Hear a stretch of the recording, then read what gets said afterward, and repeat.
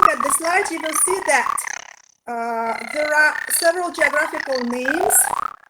For example, Dan means down, or dune. For example, the towns that have the name of Doncaster, Dandelion, Dunbarton. Then if you say Stratford-on-Avon, you will see that Avon was river. We have Kill, for example, in the geographical name Kilbrook, that was wood.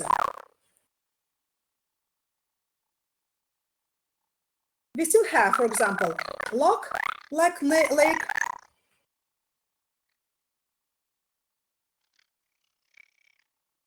And we can have pretty well known words for today in the English language.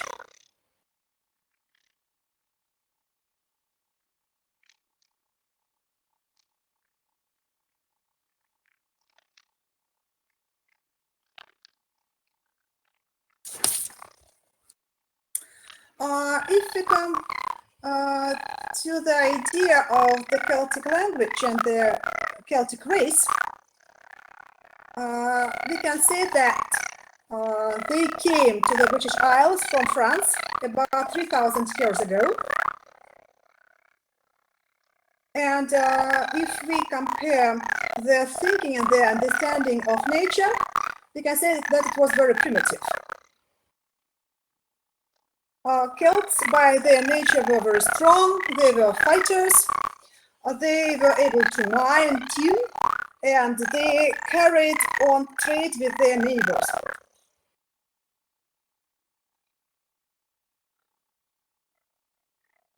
Celtic tribes,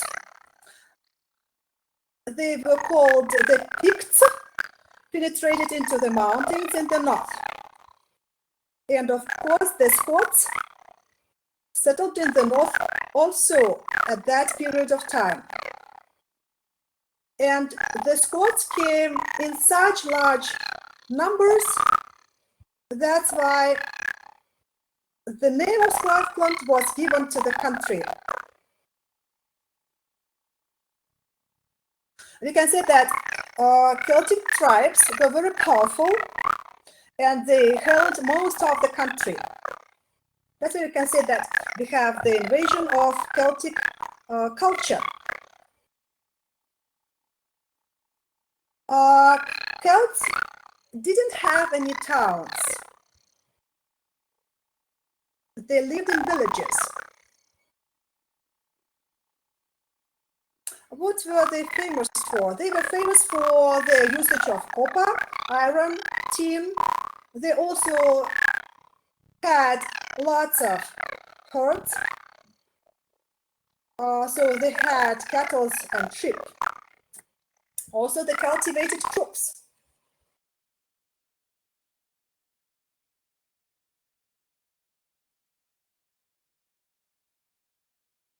We are going. Yes, Kristina Sergeyevna. Yes. You have some questions to me? Let me look. No. Yes. Because you have the hand up. Or it was occasional thing? Probably yes. Okay, because she doesn't respond. Okay.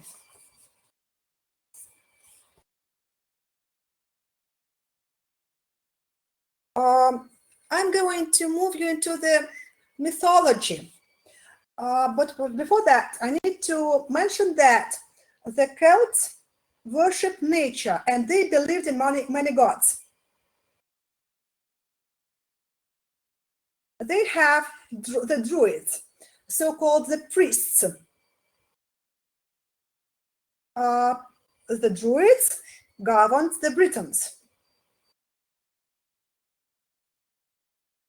We didn't know much about their religion, but we do know that they had great power over the Britons. as they led religious ceremonies, they settled legal disputes. So we can call them lawgivers. Maybe it's strange to mention for right now, but the Druids sacrificed not only animals, but human beings to their gods.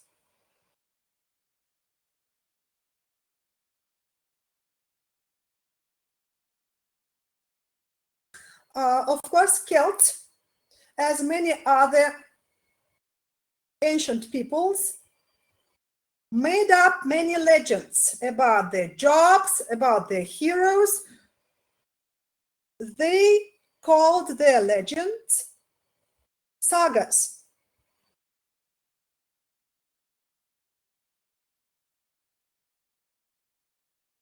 Of course, the heroes of those sagas were imaginary. But it's anyway, if we have the proper verb, if there is the joke, there is the truth, some kind of the truth in the joke, yeah? So if we talk about the legends, of course, they can give us the idea of the Celtic way of life, about their occupations, about their tools, weapons, customs, and of course, the religion.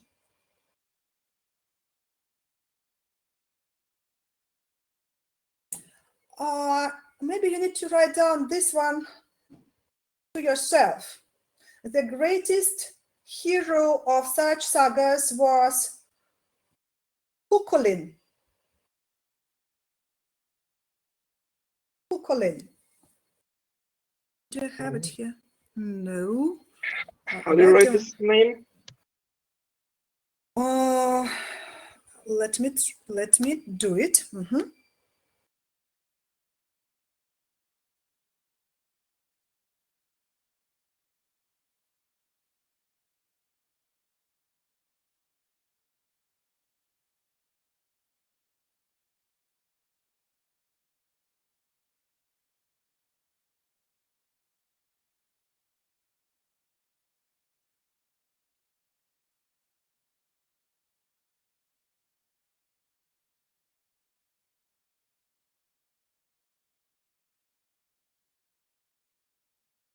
Sorry, just the message. I haven't put it into the slides, sorry to say. Cuchulainn. As the legends tell us, he lived in Ireland. He was the greatest champion. And we can compare Cuchulainn with Achilles, a Greek hero. So these are the most famous ancient champions. If you look at the slide, you will see that the mythology is a collection of stories. People told them about their beliefs, about their history.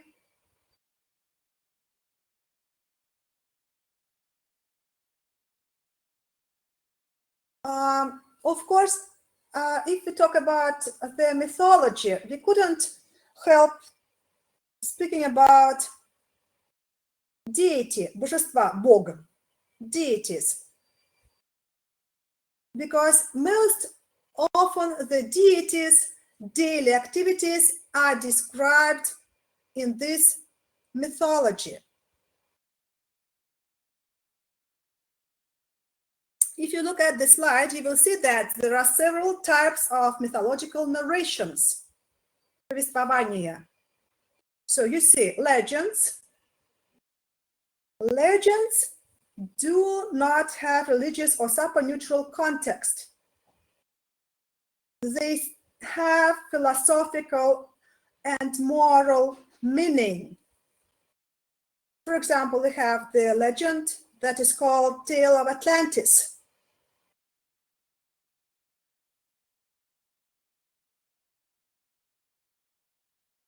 The second one is folklore. We can say that these stories, these types of legends can be true stories.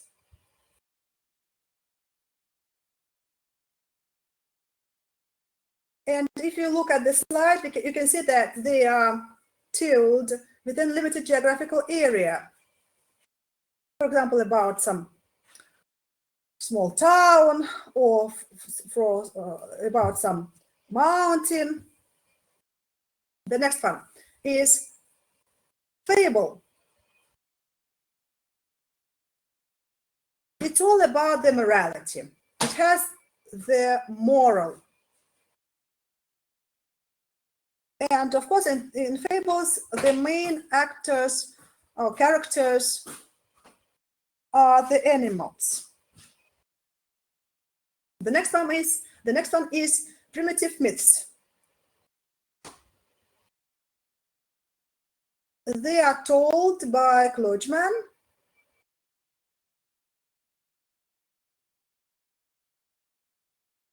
and they are the stories about nature.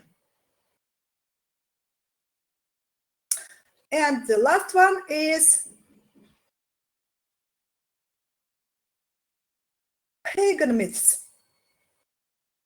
Языческие.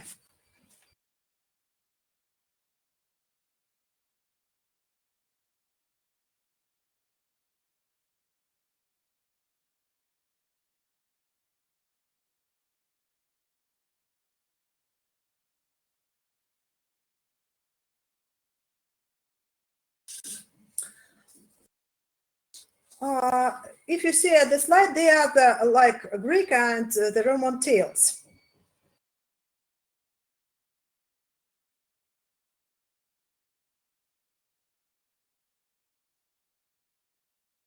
Let's divide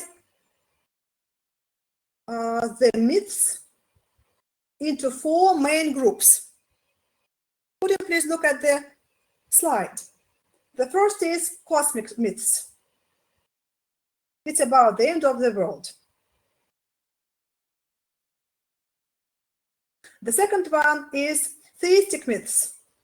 They show and characterize the idea and maybe the daily activities of deities, божества, да? The third one is the hero myths. We have already mentioned about Cuchulainn.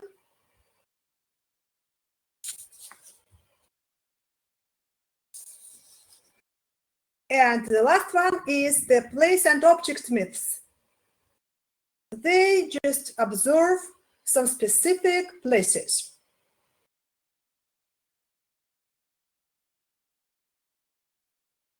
There was the idea of portraying and just retelling the myths in the ancient times. So look at this slide, you will see that there is the purpose of myths. First of all, they give the idea of the culture, yeah? About the history of the culture, about the values of the culture. So they connect, all the myths connect one generation with the future generations in a way. And of course, it's logical that all the myths give and gave at that moment of time when they were originated the line for living. So they gave the standards and the behavior of the people at that moment of the history. Of course, myths show culture's activities. So I have already mentioned that in the first paragraph, that they give us the idea of certain customs, rituals, laws, structures in all the cultures. It's again, if you look through the, if you look at the fourth paragraph, you will see that myths give meaning to life that was with the difficulties.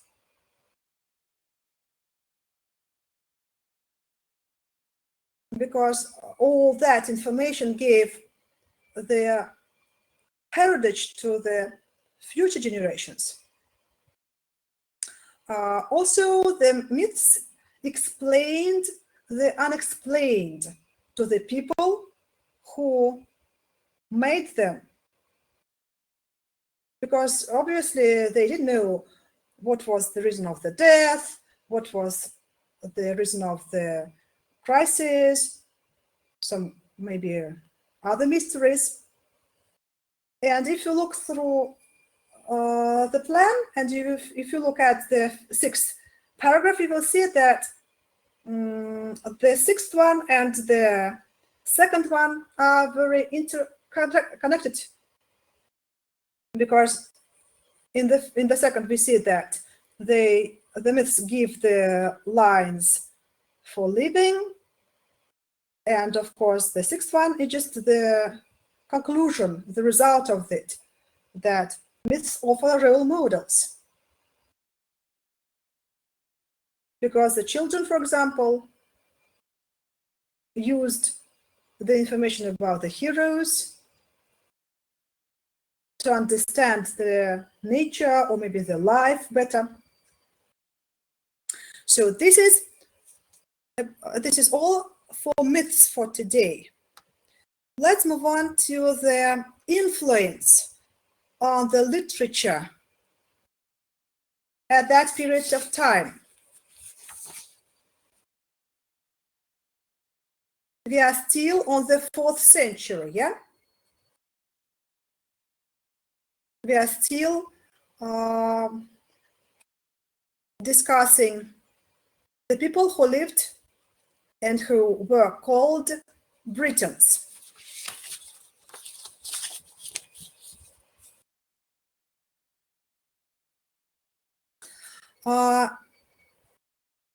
You need to know that, and you do know, of course you do know, a lot about the Roman conquest.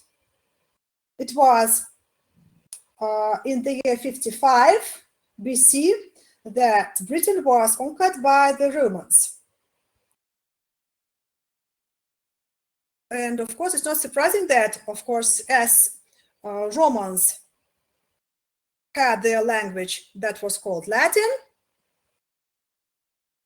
we have the influence of the Latin language on Britons.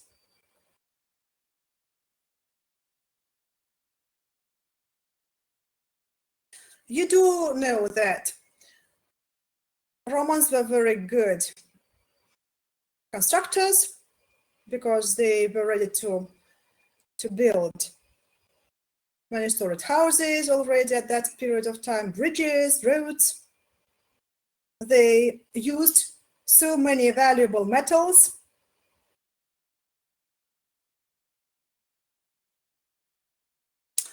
Julius Caesar was the first Roman who invaded the country in the 1st century BC.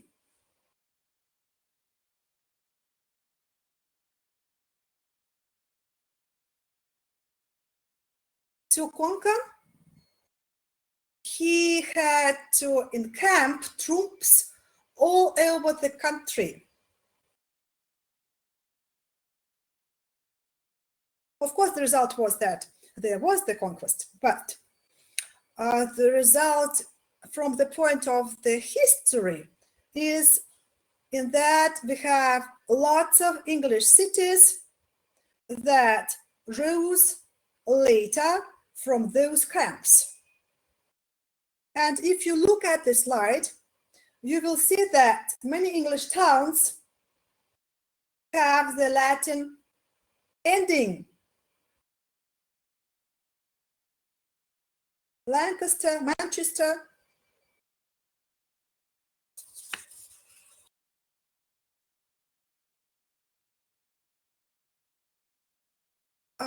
of course, Romans brought not only just many storied houses and roads and bridges, they brought their civilization.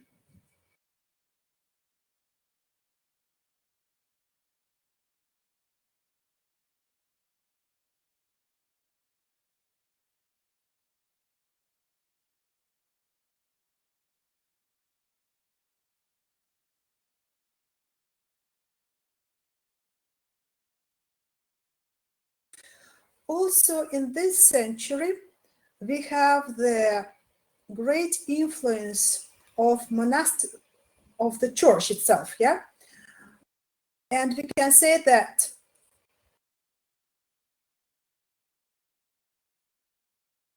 the church became the scientific center for the whole country.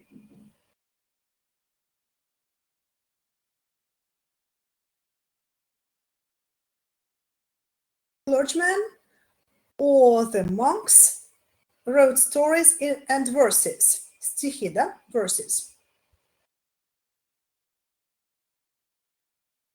Maybe it's rather strange for us, but the verses and the stories were written in Latin.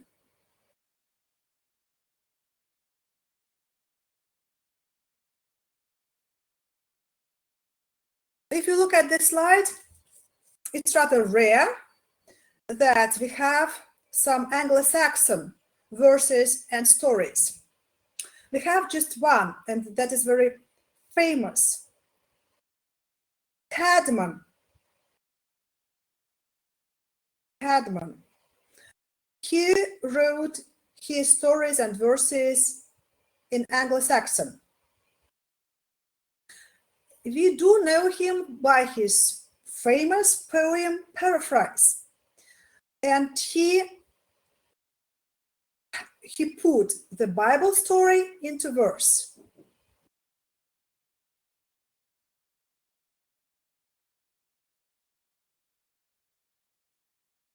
We do need to tell ourselves that we have Christianity that appeared and penetrated into British Isles in the 3rd century.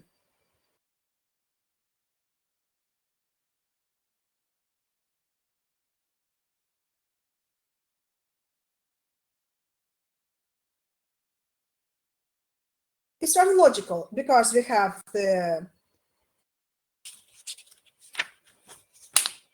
Roman conquest, and of course, the Roman conquest brought Christianity.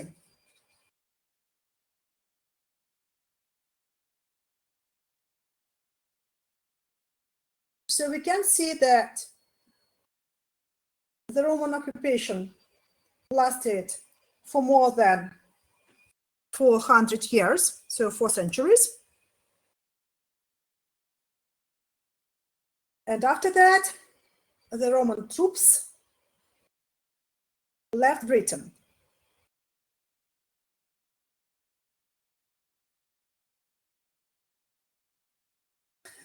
Of course, we shouldn't forget about the invasion of Britain by Germanic tribes.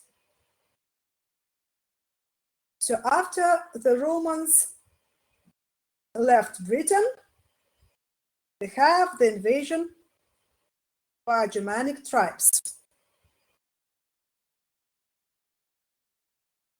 As the Germanic tribes called Angles, Saxons, Jutes, we have this information in our today's language. They lived in the northern and central parts of Europe.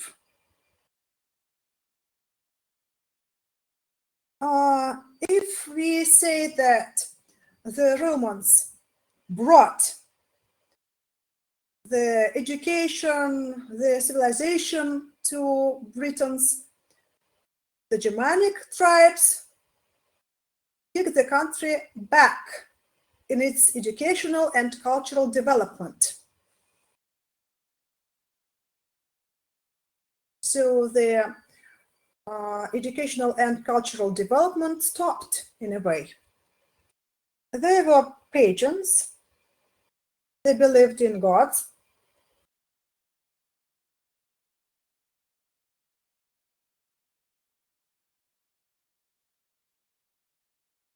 And not only Latin words penetrated into the English language, but of course, the words of Germanic tribes.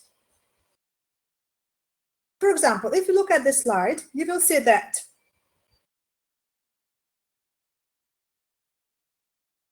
Jaskul was the god of the darkness, Woden was the god of war, Thor was the god of thunder, Troy was the god of prosperity,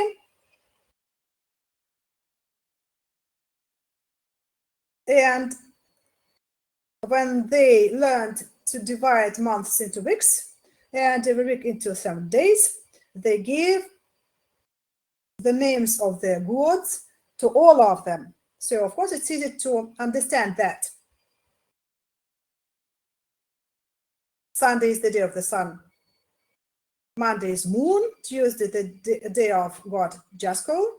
Wednesday Woden's day. Thursday Thunder's day. Friday Fry's day. Saturday Saturn's day. So it's rather easy here.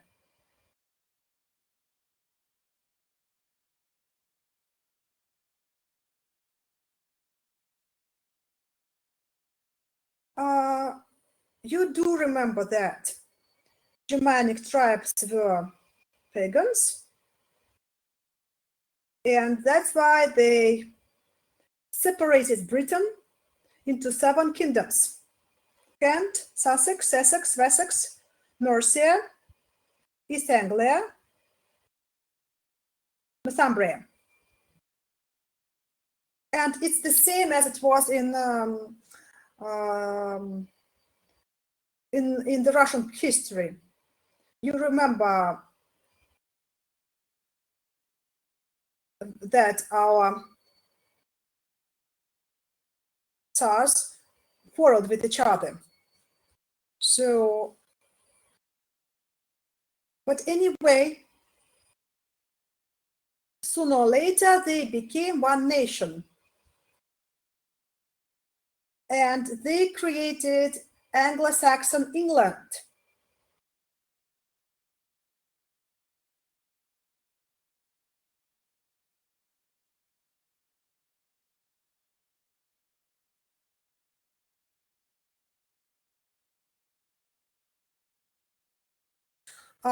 What should be mentioned here? The Anglo-Saxons had not written language, but they had letters that they called runes, rune. They carved them on wood and stone. As they didn't have any written language, they transferred the songs, stories, poems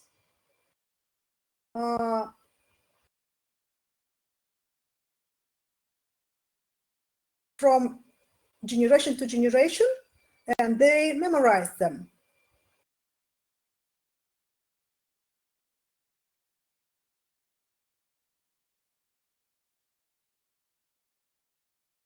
The most famous Saxon poem is called Beowulf, and we do know a lot about it today. And we can say that this is the beginning of the English literature.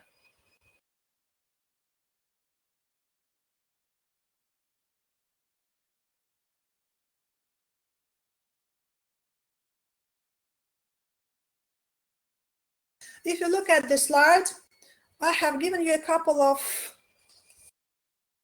paragraphs about it.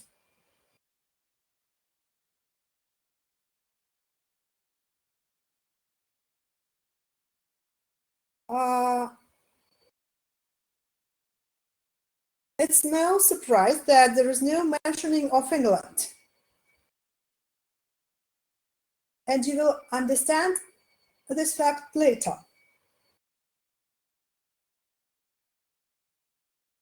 It is written at the end of the 10th century.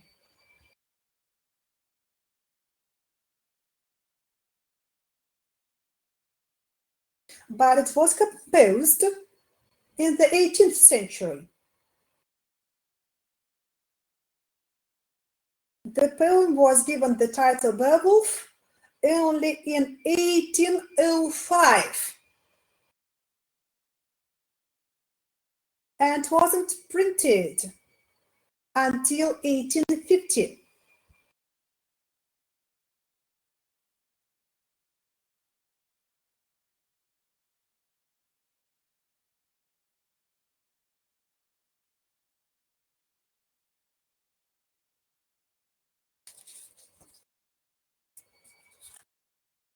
We don't know the name of the author. And it was given in the form of manuscript, and it is still in the British Museum in London.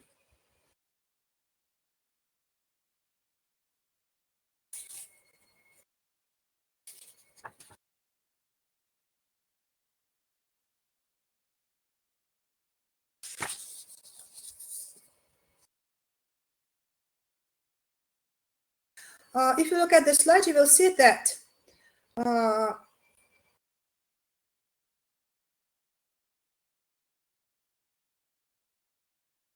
masterpiece describes the life of Scandinavians of the 3rd and 4th centuries.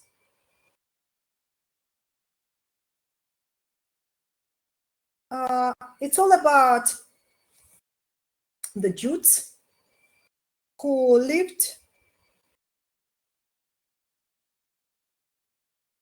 in Scandinavia. They were very good sailors, and their ships sailed round the coast and to far off lands.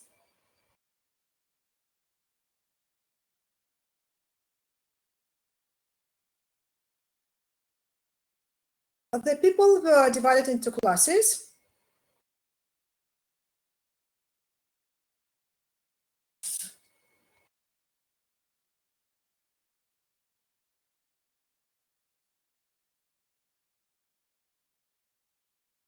The first class is free peasants, and the second is warriors.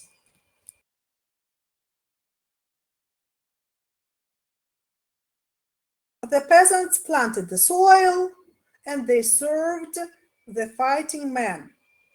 Of course, warriors defended them from hostile tribes. Also, they had kings, and the kings were chosen by the people, and they were very wise and skilled warriors.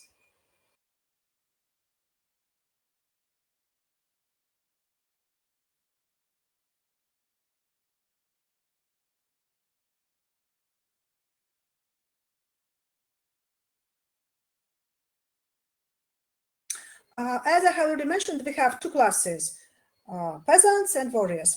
Warriors also have several ranks. The folk king, who was at the head of the community.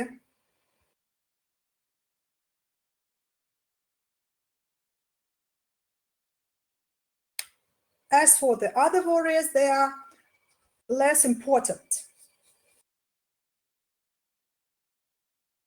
The poem describes the warriors in battle and at peace.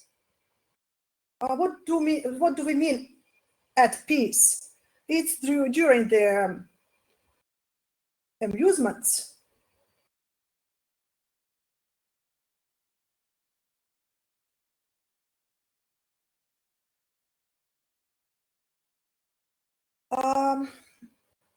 If you look at the slide, you will see that the main character of this masterpiece is a young knight of the Jutes. And the whole idea of the masterpiece is that we see his adventures. In particular, his adventures with the sea monster abroad. So he fights a fire dragon at home. So this masterpiece has two parts.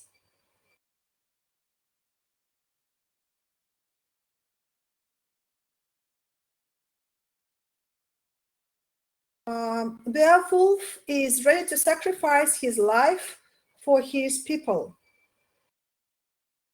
And he fights for the benefit of his people, not for his own prosperity, for example, or glory. So he strives to be fair till the end of the battle. Let's move on to the language of Beowulf.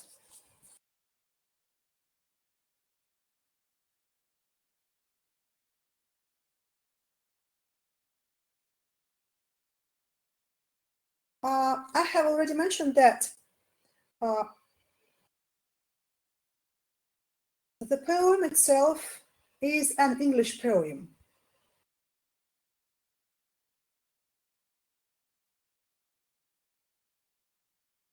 And the author used very many vivid words and descriptive phrases. And the style of this poem is very prominent also.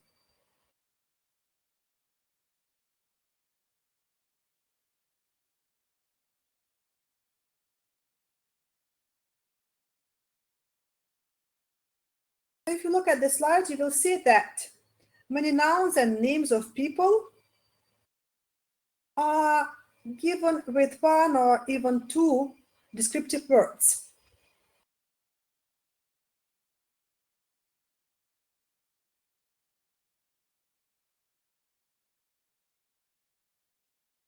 So, and you do know that descriptive words we call now metaphors. For example, the author gives us a vivid example of metaphor, the swan's road, or the bone house, or a hero in battle. If you look at the slide, you will see that they stand for the sea, the body, the warrior. The other peculiarity of this poem is that it doesn't have any rhyme.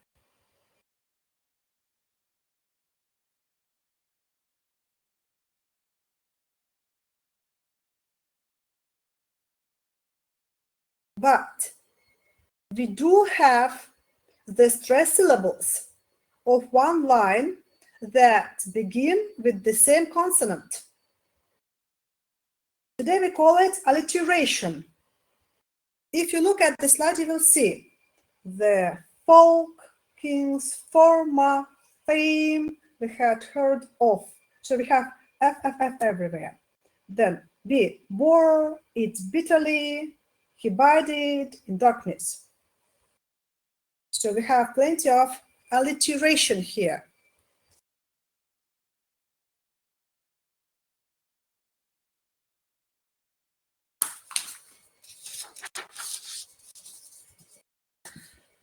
Okay, so we are still on Anglo-Saxon literature. You do know that the beginning of the English literature is with the famous poem the Song of Beowulf.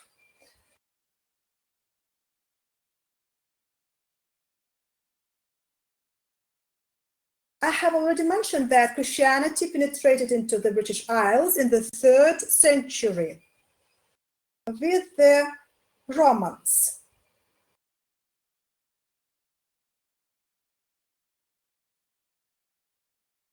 The religion was called the Catholic Church, and of course the Greek and the Latin languages were the languages of the church, not only in Britain but all over Europe.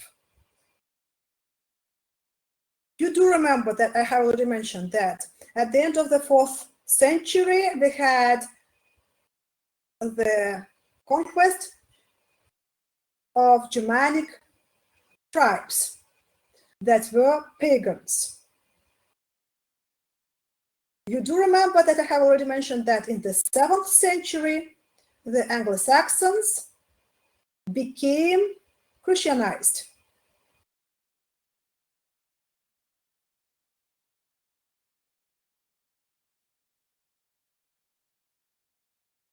The main center for Christianity was Kent. Of course, it means that we have the churches there and the monks. The first church they built was in the town of Canterbury. Why do it's very necessary to mention is that I'm going to give you another beautiful masterpiece of the English literature.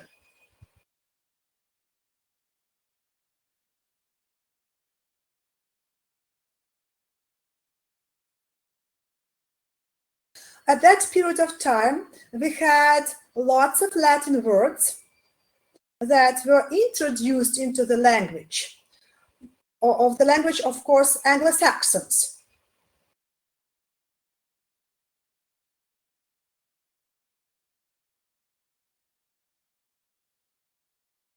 The religious books and even the poems were written in Latin and Greek.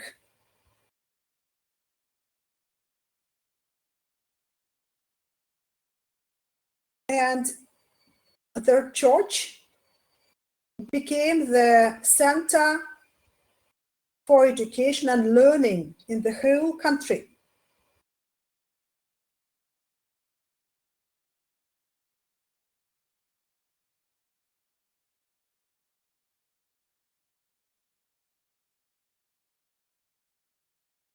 Even though Anglo-Saxons poets used English, they had to write in Latin.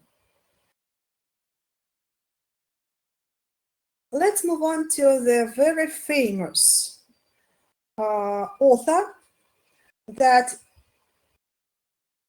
was called Cadman. If you look at the slide, you will see that in the 7th century, we had the famous author, poet, Cadman, who began to write in Anglo-Saxon.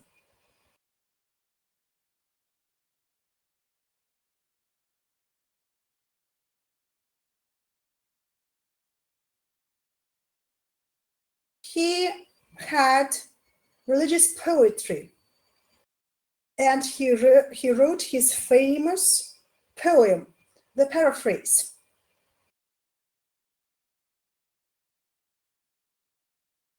It's all about the Bible. If you don't have only one author of that period of time that is called, for example, Cadman, we have some others.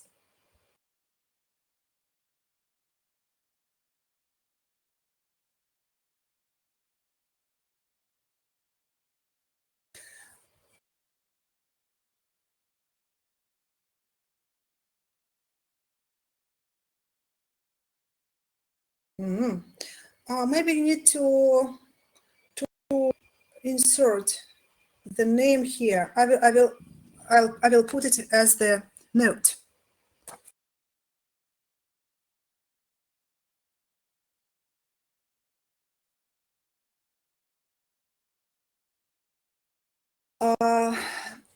Another writer of that time was Bede. I put it into the notes. His work is called The History of the English Church. It's all about historical truth and fantastic stories. And if we say that the beginning of the English literature is the Song of Beowulf, then Bede is the father of the English history.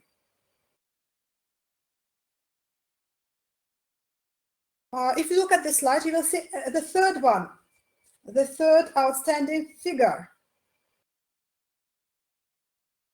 It was Alfred the Great, the King of Sussex.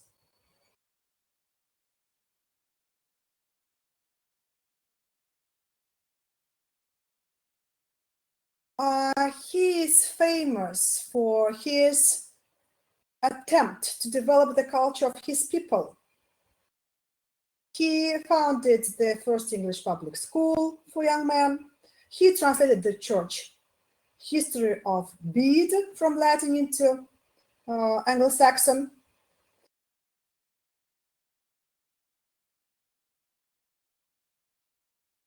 And his famous Anglo-Saxon Chronicle is supposed to be the first prose in English literature.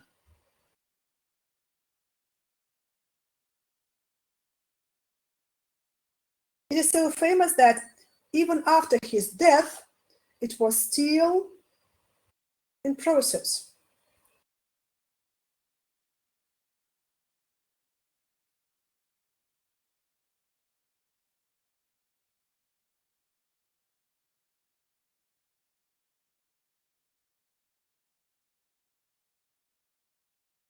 Let's move on to another period of the history and literature.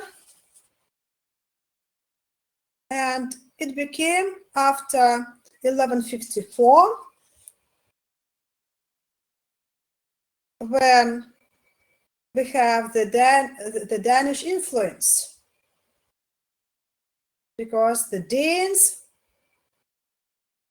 had occupied the north and east of England, and of course they spoke different language.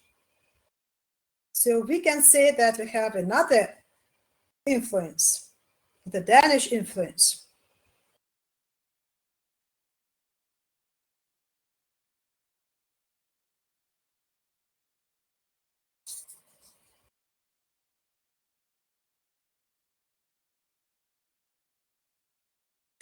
We can say that the languages were so different from each other. They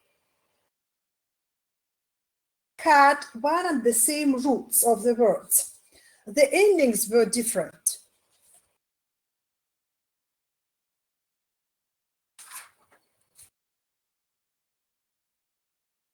So both nations could understand each other.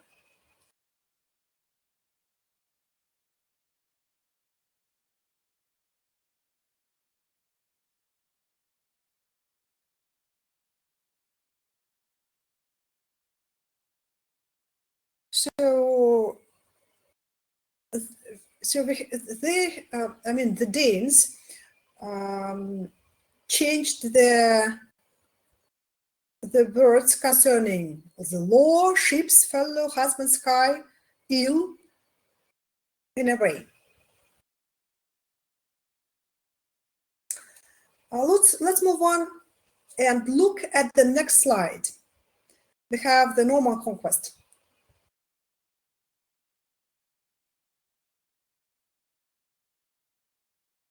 After the Danish influence, in the 11th century, we have the Norman conquest of 12th, 13th centuries.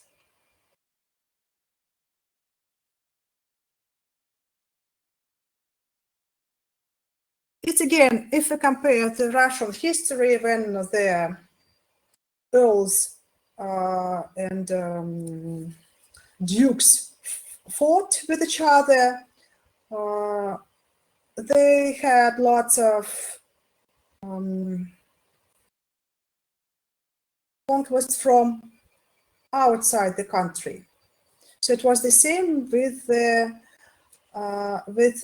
Britain at that period of time.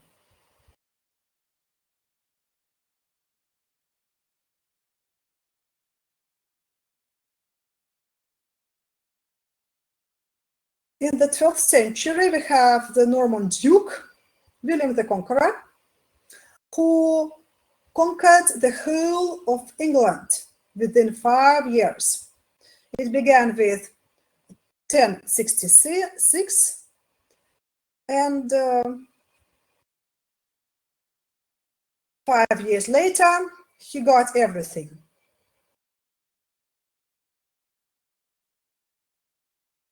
As it was called the Norman Conquest, it's obvious that all the lands of Anglo-Saxon rich people were given to the Norman barons.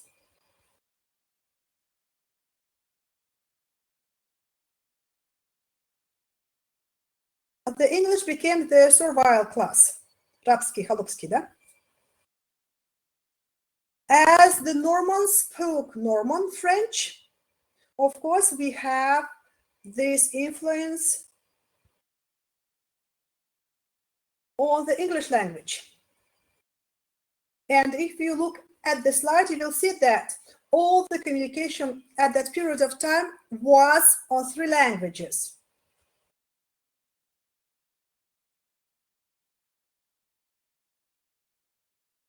The church used Latin. The ruling class, courts, official institutions use Norman French.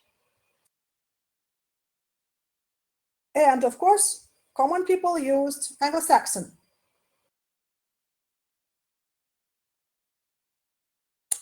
I haven't given you the examples, but for example, if you have the examples, for example, in English, ox, in French will be beef. In English, sheep, in French will be mutton. In English, pig, in French will be pork. So today we have all these words, but you do understand that the French origin words came from the Norman Conquest.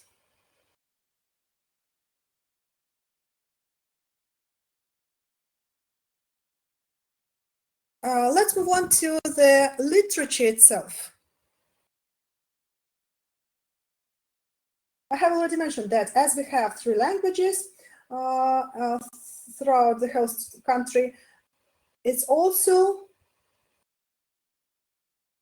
reflected. It is also reflected in the ranks of the society. Of course, for example, the church used historical chronicles, and it was given in Latin.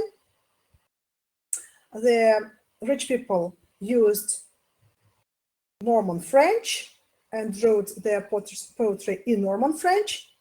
All the common people, as they used Anglo-Saxon, they wrote everything in Anglo-Saxon.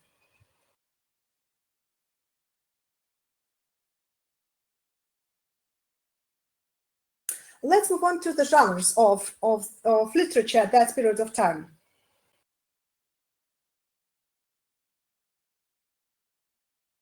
The Normans brought to England romances. Romances are love stories and very lyrical poems about brave knights and their ladies. It's usual that if it is given in Norman French. So the first English romances were translations from French.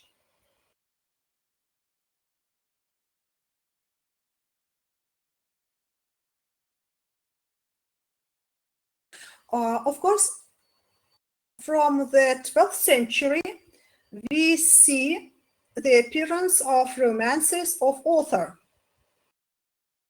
You do remember it was the legend and the king legend of Britain. In the 15th century,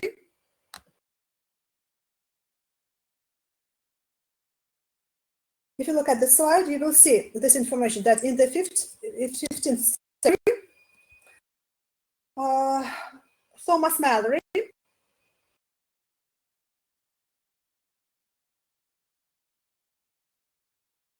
published them under the title Sir Thomas Malory's Book of King Arthur and His Noble Knights of the Round Table.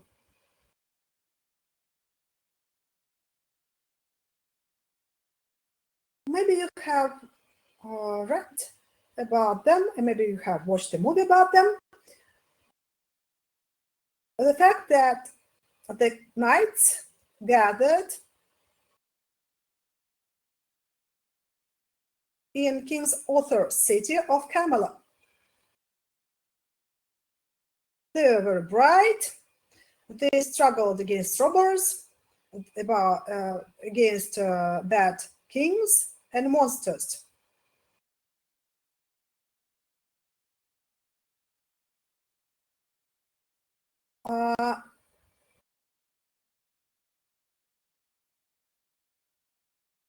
If we do remember that the third communication that I have given to you is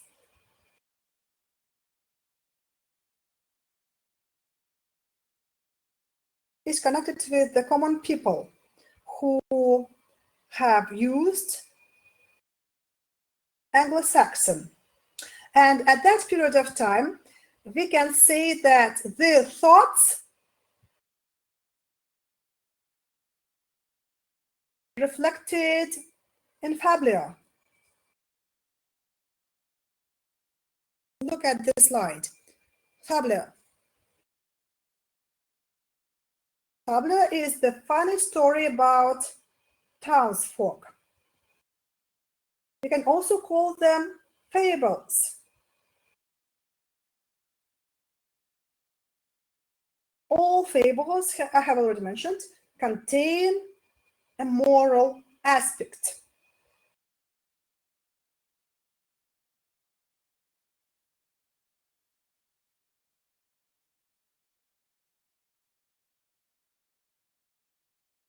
Fables, the songs and ballads were about harvest, about mowing, покос, spinning, плетение, weaving, ткачество. And they were learned by heart, recited, and sung. And they sung accompanied by musical instruments, and they also danced.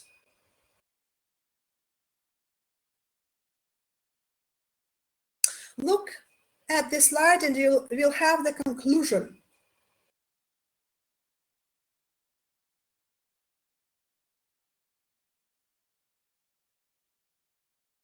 We have talked about the Old English literature or Anglo-Saxon literature. It begins with the settlement of the Saxons and other Germanic tribes in England.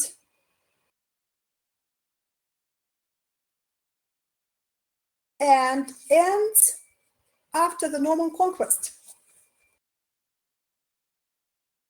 in 2066. What do we have at that period of time.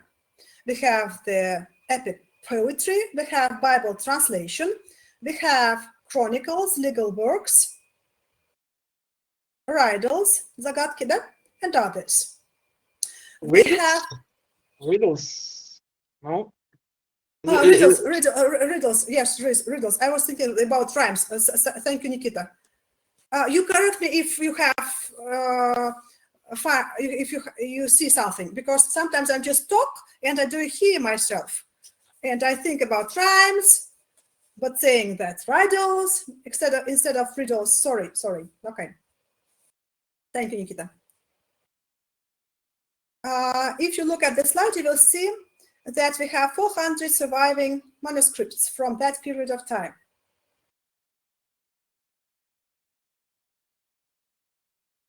We don't have many masterpieces that can be presented today. We have only Beowulf,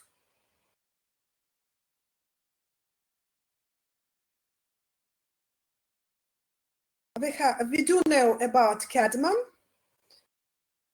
We do know about Bede, Alfred the Great.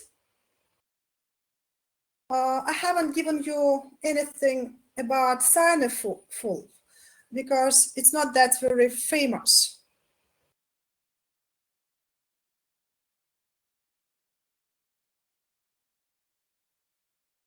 He is famous for the fates of the Apostles, Juliana, Helena, and Christ. So his masterpieces belonged to the 11th century. Okay, so all that we know is given on this slide as the conclusion. Now I would like to ask a couple of questions to make sure that you do remember something. If you're active, I'll be more than happy. So let's move on to the questions that are on the slide. Is the slide seen to you? Yes. Okay. So why are myths so popular among people? You can read the question and answer if you have the opportunity to do that.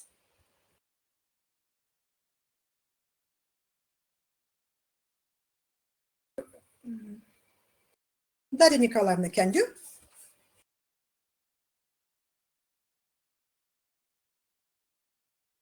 Okay, so in my opinion, myths are so popular among what people? Our current generation, or no, that? Of course not. That generation. Dasha, of course, okay. That generation. Okay. Okay. I think they were popular because they described some things that were unknown to the people. For example, as you said, the death, or why are we brought into this life?